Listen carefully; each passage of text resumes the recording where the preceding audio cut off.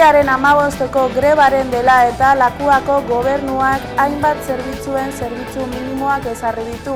Esate baterako, garraioetan zerbitzuen 30% egongo dira. Ospitaleetan ordea, jai egun moduan eskainiko dute zerbitzuak. Urgentzietan, sukaldean, janari banaketan eta garbiketan. Are gehiago, hezkuntzan egun osoko greba egingo da, eta administrazio publikoan egoitzako langile bat izango da.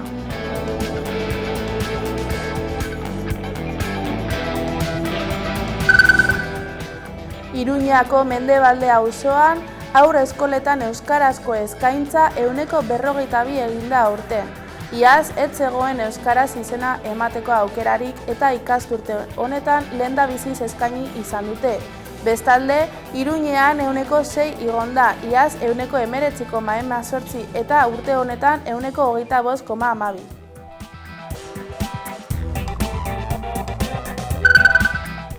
Ordiziko Urdaneta Eskola eta Jakintza ikastolaren arteko desorekak hainbat kezka sortu ditu herrian.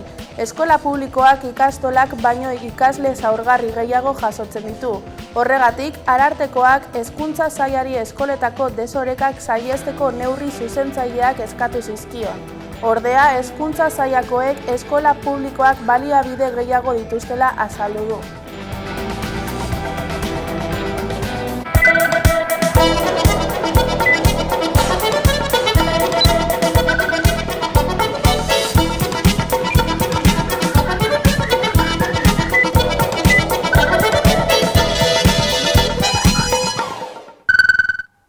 Gabon guztioi eta ongi etorri urriaren 14ko albistegira.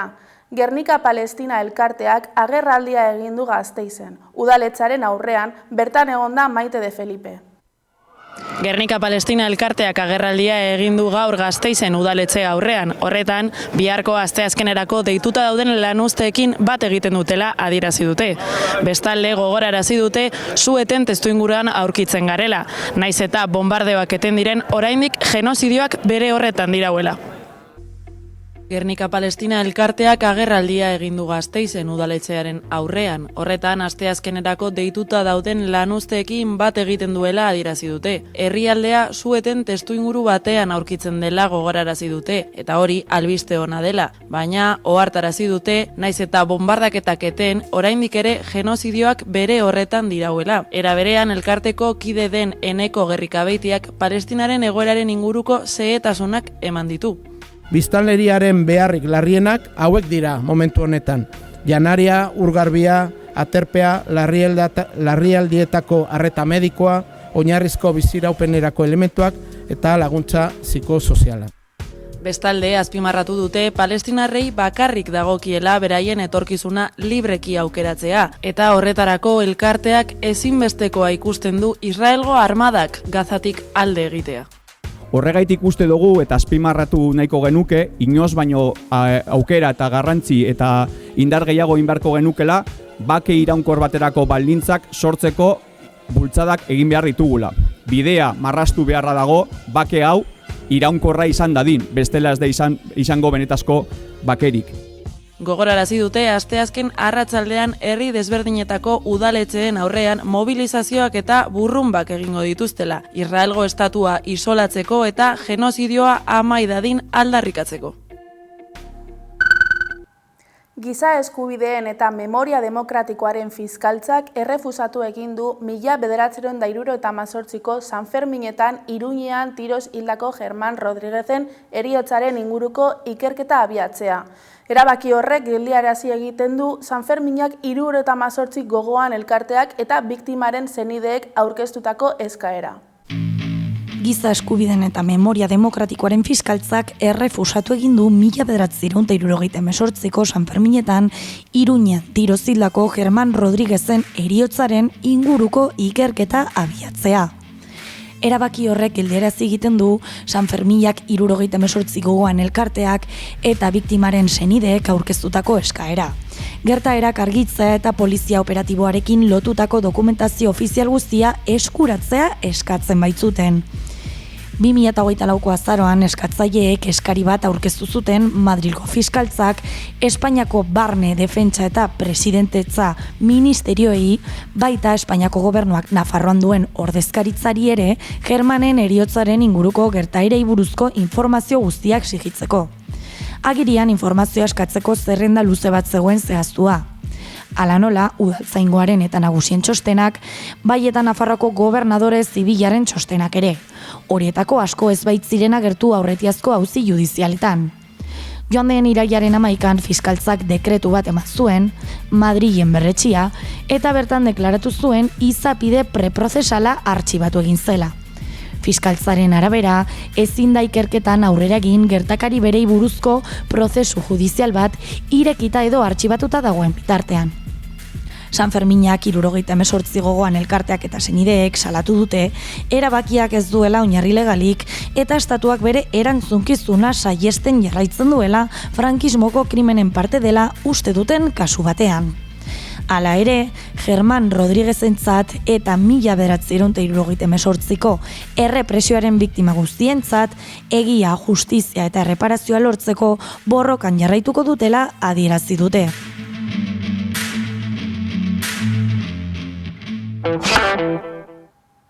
Eusko Jaurlaritzak eta IBMek Europako lehenengo IBM Quantum System 2 inauguratu dute Donostian. Europan lehenengoa da eta 3. mundu osoan. Konpainiak orain arte garatu duen prozesadore kuantiko onenetakoa da. Etorkizunean eskalatu eta hainbat prozesadore integratzeko diseinatuta dago eta beraz, mugarri teknologikoa da, erabilera eskalako algoritmoak exekutatzeko aukera ematen baitu. IBM-ren ordenagailu kuantiko indartsuena instalatu dute Donostian. IBM Quantum System 2 ezarri du Donostiako Ikerbaskeren erekin berrian. Horrelako beste 2 ordenagailu bakarrik existitzen dira munduan. Bata New Yorken eta bestea Tokion. Orain 3. bat instalatu dute Donostian Europako lehenengoa. Hau ez da hausaz gertatu. Donostia zientziaren eta berrikuntzaren aldeko apustu sendoaren emaitza da. Zientzia, berrikuntza, teknologia, jakintza, aurreratua, honetan guztian sekulako aurrera pausoak eman ditugu. Ilusioa urteetako lanaren ostean, superkonputagailua, superordenagailua martxan jartzeko egun handia iritzi delako. Baina zertarako balio du ordenagailu kuantiko honek? Bada konpainiak orain arte garatu duen prozesadore kuantiko onenetakoa da. Etorkizunean eskalatu eta hainbat prozesadore integratzeko diseinatuta dago. Eta beraz mugarri teknologikoa da erabilera eskalako algoritmoak exekutatzeko aukera ematen baitu simulazio klasikoaren gaitasuna gaindituta. Teknologia kuantikoek gure egunerokoan eragingo dute hala nola osasunean, farmako berrien garapenean, komunikazioetan, energian eta zibersegurtasunean. Eta hori da System 2. Gure herritik zientziari eta ikerkuntzari egiten diogun nazioarteko ekarpena da. Testuinguru horretan 3 lan ildo garatu nahi dituzte hemendik aurrera. Oinarri zientifikoko enpresa berriak sustatzea, prestakuntza eta ezagutza aurreratua enpresetara eramatea, hau industria sailarekin eta foru aldundiekin lankidetzan, eta Basque Global Advantage programa garatzea. Sistema hori instalatzea mugarria izan dela diote Euskal Herria teknologia kuantikoen nazioarteko polo gisa finkatzeko. Ikerbaskeko eraikin berrian dago sistema, IBM Euskadi Konputazio Kuantikoko zentroan, eta goizean inauguratu da ekitaldi instituzionalean. Erakundetako eta zientzia alorreko ordezkari ugari izan dira bertan.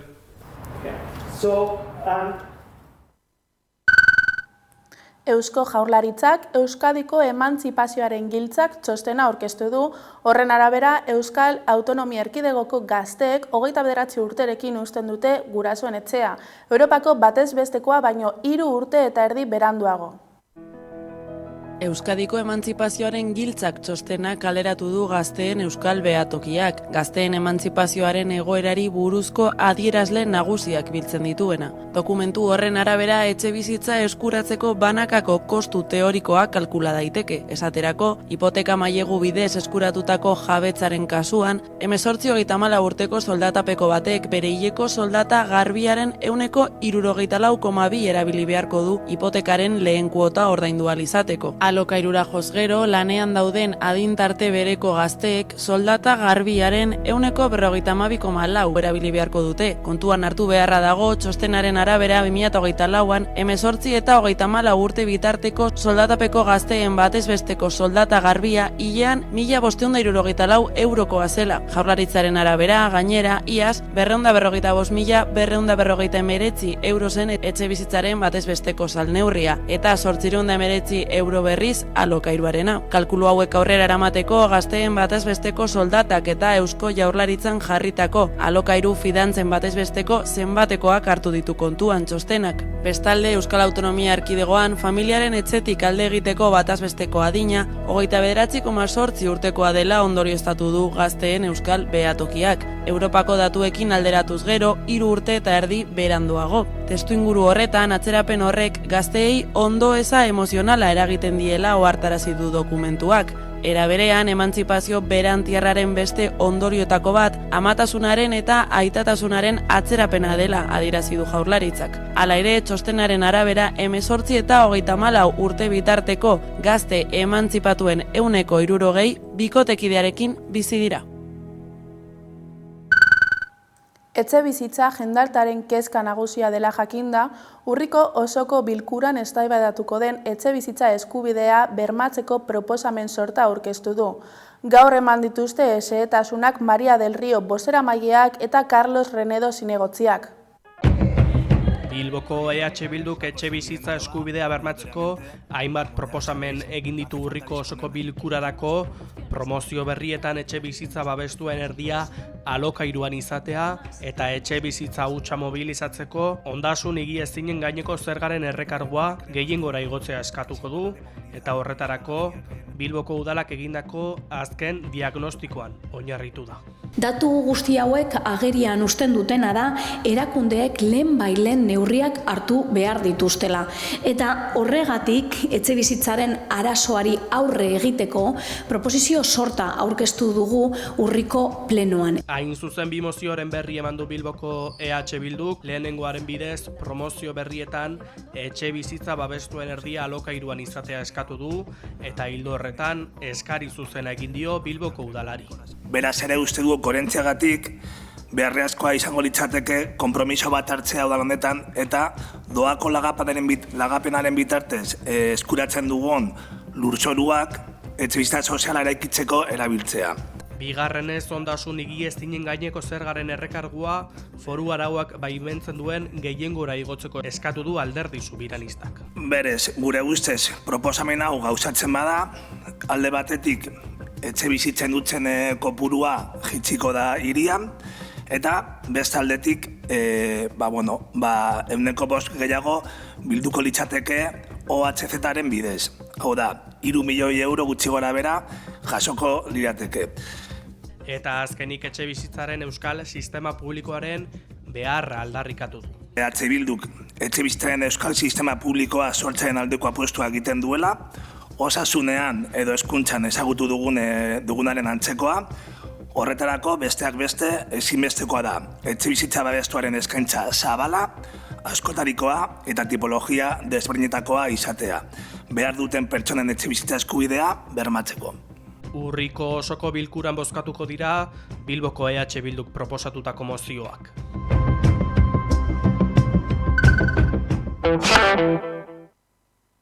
Amaikak sindikatuek Hego Euskal Herrian deitutako lanuztarekin bat egingo du. Mobilizazioak izango dira albistegi eta webgunearen eduki nagusia eta hiriburuetan dauden manifestazioen berri emango ditugu. Amaikak bat egingo du asteazkenerako Hego Euskal Herriko sindikatuek Palestinaren alde deituriko mobilizazioekin. Protesta eguna izango da webguneko eduki nagusia eta kazetariek lanuzteen eta hiriburuetako mobilizazioen berri emango dute ameka.eus webgunean zein sareetan. 8:30 albistegian ere horri buruzko informazioa soilik eskainiko da. LAB, Comisiones Obreras, UGT, SK, Esteilas, CGT, Etxalde eta 3 sindikatuek 3 orduko etenak deitu dituzte, eta mobilizazio nagusiak 12:30 izango dira Hego Euskal Herriko hiriburuetan. Elak berriz 4 orduko etenak deitu ditu eta 11:30 antolatu ditu protestak hiriburuetan. Sindikatuek Eusko Jaurlaritzari zein Espainiako estatuko instituzioei eskatuko diete tresna guztiak erabilitzatela Gazako genozidioa amaitzeko, eta Palestinaren autodeterminazio eskubidea eta lurraldearen okupazioaren amaiera erdigunean jarriko duen konponbide integrala lortzeko. Era berean, enpresei eta patronalari eskatuko diete ez dezatela harreman komertziali garatu genozidioarekin konplize diren enpresa edo erakundeekin. Gaurko elkarrizketatua bego batza izan da Sare Herritar mugimendutik larunbat honetan antolatu duten konferentziari buruz hitz egiteko. Sarek bere bigarren konferentzia ospatuko du larunbat honetan hilaren 18an Bilboko Euskalduna Jauregian. Jardunaldi hauez eta Euskal Herriko gatazka politikoaren konponbideaz eta biktima guztien aitortzaz hitz egiteko besteak beste gonbidatu dugu gaurkoan 11ako platora Bego Atxa Sareko bozeramailea. Arratsaldeon. Arratsaldeon. Eskerrik asko. Esan bezala, zuen bigarren konferentzia ospatuko dituzue larunbat honetan Bilbon. Konta iguzu pixkat konferentzia hauen nondik norakoak, zer topatuko duen jendeak gerturatzen? Hau da, bigarren egiten dugun bigarren konferentzia ez, eta struktura aldetik esan genezake pixkat aurreko urteko struktura berdina jarraituko dugula, ez? Alde batetik izango dugu gatazken konponbidean adituak diren pertsonak, baina nazioarteko gatazkei begira edo so eginez, ez? Eta lehendabiziko konferentzia honen lehendabiziko tartea beraiek beteko dute, eta besteak beste izango ditugu adibidez Irlandako gatazkan aditua den Michael Culbert edota esango dut Hegoafrikako hori da, Hegoafrikako gatazkan aditua den, batez ere apartheid garaietako gatazkan aditua den Rolf Meyer ere izango ditugu, ez? Eta bi hauek esan bezala gidatuko dute edo bideratuko dute, ez? Edo adieraziko digute, jakitera emango digute zein izan den nazioarte mailan gatazka horiek izan duten eragina eta gatazka horiei irtenbide emateko ze pausu eman diren, ez? Konferentzia hauek nahi duen hori daude irikita, nahi duena gerturatu daiteke konferentzia dara? Bai, arazo gabe. Dago guk sareetan ireki dugu, eta bai gure webgunean, sareetan eta webgunean ireki dugu link bat, link horren bitartez edo zeinek parte hartu dezake, izena ematea baino ez da, eta edo zein momentutan gerturatu daiteke Bilbora. Konferentzia hauek ere badute leloa, ezin da gehiago luzatu, zergatik aukeratu dituzue hitz hauek? Badelako garaia pizkat gatazkari behin betiko ebazpena emateko, ez? Beste gatazka batzuekin, batez ere lehen erreferentzia egin dio da moduan, nazioarteko beste gatazka batzuekin alderatzen baldin badugu, egia da aurrera pausoak eman direla, baina Euskal Herriari begira ebazpen hau edo irtenbide hauek geldoki ematen, oso geldo ematen ari dira, ez? Orduan ulertzen duguna da, badela garaiaia, etaren zuetenetik kasi 15 urte bat igaro diraia da, eta bada garaia behintzat gatazkari, Euskal Herri mailan gatazkari irtenbidea emateko, ez? Behin betiko irtenbidea. Nazioarteko beste gatazka batzukin alderatuta denborei eta dagokienez Euskal Herrikoa motelago doala ikusten da, edo horiz dago nolabait kontabilizatzerik? Bai, beste gatazka batzukin alderatuta nahiko geldoago dagoela esan genezake, Ipar Irlandaren egoerari erreparatzen baldin badiogu, egia da ezin dezakegu esan igual gatazkaren behin betiko ebazpena, baina bai aurrera pausuak Euskal Herriarekin alderatuta azkarrago eman dira. Hego Afrikan ere, apartheidak suposatu izan duen guztiarekin, elkar bizitzarako eta bakerako aurrera pausu horiek ere, azkarrago aurrikusi izan ziren, ez? Orduan, guri ere gustatuko litzaiguke ere, aurrera pausu horiek ematea eta gatazkaren behin betiko ebazpenera heltzea, ez? Horregatik erabiltzen dugu lelo hori, ez? Badelako garaia elkar bizitzarako, bakerako eta konponbiderako. Itzak oraintxe aipatu dituzu, konponbidea, bakea, elkarbizitza, hor azaltzen dira baita konferentzia hauen deialdian. Horiek dira egun hauetan jorratuko dituzuen hildo nagusiak, nola da hiru hitz edo hiru hildo horien arteko, ez dakit, elkartrukea edo uztartzea? Bueno, batak bestea dakar, ez? Bakeak, elkarbizitzak, bakea dakar eta bakeak aldi berean konponbidea, ez? Orduan, hiru euskarri hoiei edo hiru euskarri hoietatik, ez? Bueno, bideratu nahi dugu konferentzia hiru helburu nagusi hoiekin, ez? Biktima guztien aitortza ere landuko duzu beste mahai inguruan. Kosta egiten da oraindik ere gatazketan Euskal Herrikoan kasu sortzen diren biktima guztiak identifikatzea nolabait? Bai, biktimak desberdin, esan nahi dut, azkenean indarkeria guztietako biktimei ematen diogu guk espazio eta errespetatzen ditugu, ez? Eta esan bezala indarkeri desberdinetakoak dira. Bai, identifikatzea kostatzen, igual identifikatzea ez horren beste, baina bai guztien aitortza era berdinean egitea, ez? Ikuspegi zabalagoa hartuz, aipatu dugun konponbidea, bakea, elkarbizitza, Euskal Herriaren kasuan zein puntutan uste duzu dagoela konponbide prozesu hori? Esan dugu ez doala joan beharko litzateken abiadura edo motel doala, baina zen puntutan esan zakegu gaudela? Bai, guri dagokigunean ez, hein handi batean, gure ibilbidea hasi zenean ez, helburu nagusiena dispertsioarekin edo urruntze politikarekin bukatzea zen, ez?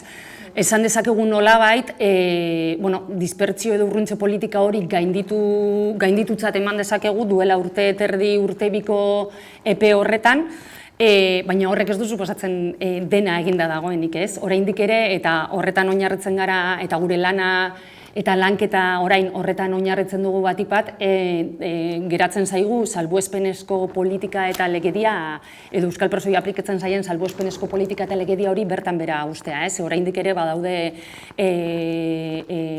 presoi ad hoc, hau da bereziki aplikatzen zaizkien legediak, hirugarren graduak ez dira gainontzekoi aplikatzen zaizkien era berdinean aplikatzen.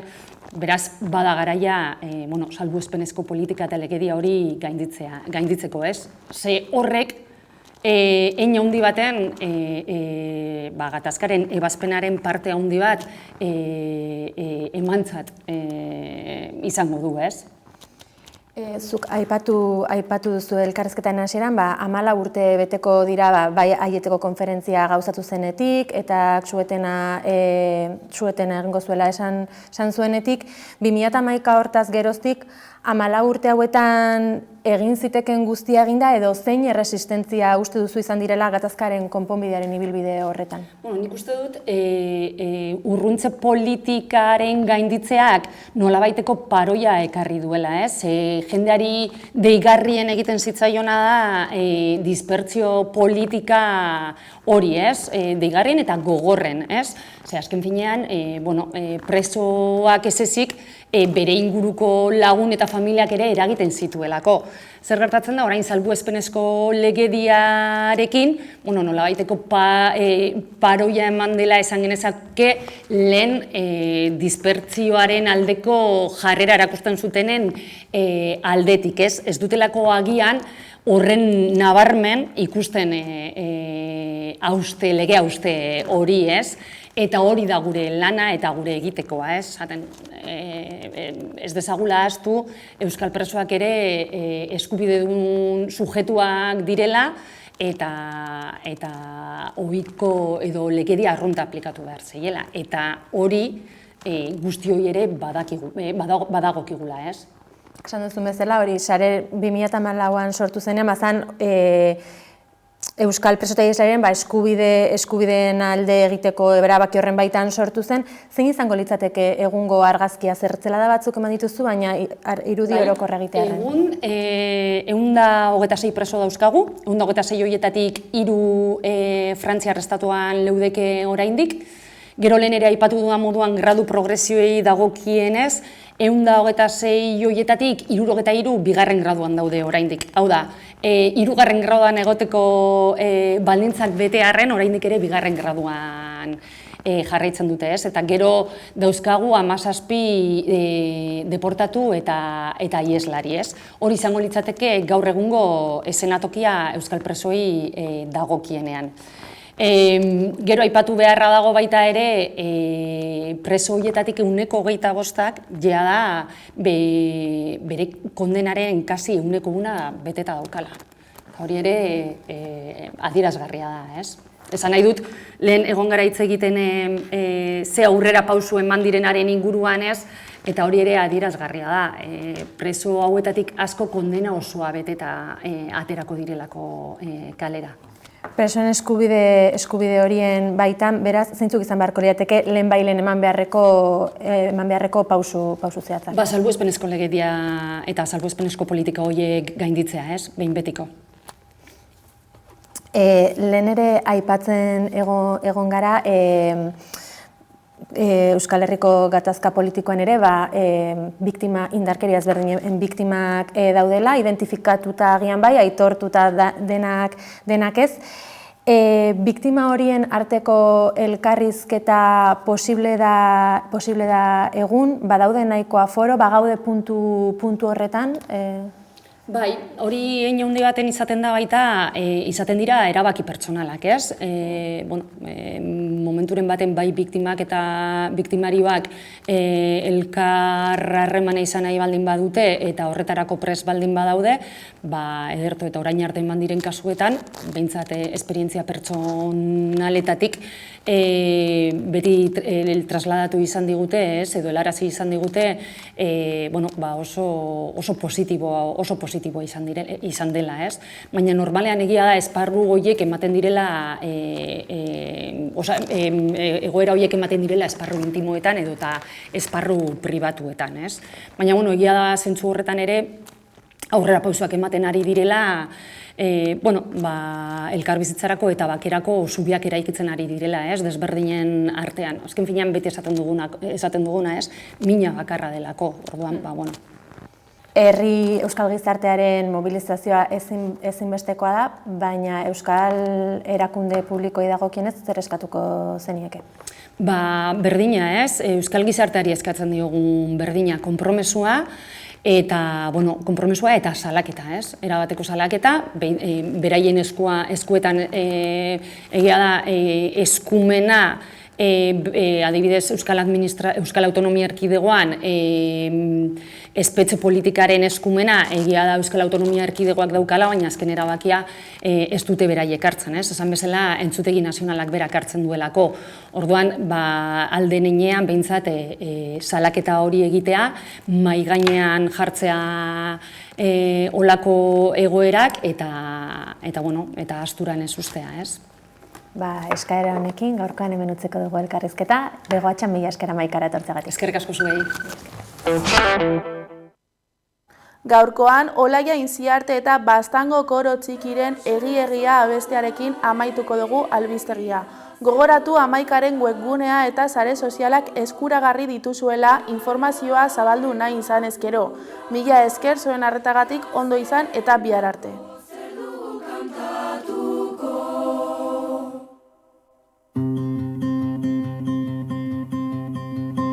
Zerez bada egia, zer du kantatuko, garaimakurrak aztenako.